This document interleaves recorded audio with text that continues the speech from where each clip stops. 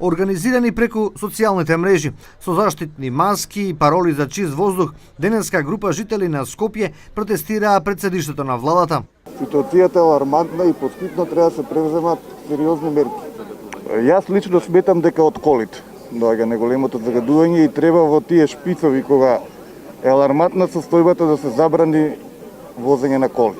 Ons jam këtu protestoj për ajër.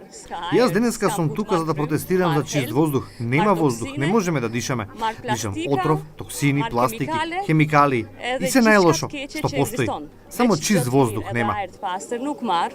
Не може да дозволат увоз на возила над 20 години стари. Се сите ги фрлаат возилата, ајде ќе дојдат во Македонија. Меѓу демонстрантите беше и председателот на детската амбасада Меѓаши, кој вели дека стои зад секоја иницијатива за чист воздух и здрава животна средина за децата. Се бојкотира наставата да се организираат масовни протести, поддржуваме граѓанска непослушност, блокирање на патишта, се со цел да се подобри состојбата и брзо да се донесе прагот, да се намали, да биде максимум 75 пм и алармот да звони 2 дена последователни. После 2 дена последователни, доколку се случи аерозагадувањето да не се намали на под 75, сметам дека по автоматизам треба да се прогласува вонредна состојба.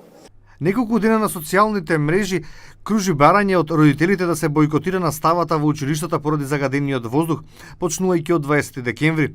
Но образовните власти, иако велат дека со внимание се состојбата со загадениот воздух, сепак не препорачуваат прекин на наставата на своја рака без одлука од институциите. Не исклучуваат доколку одново дојде до високи концентрации на штетни гасови во воздухот, наставата привремено да прекине или пак зимскиот распуст да почне порано.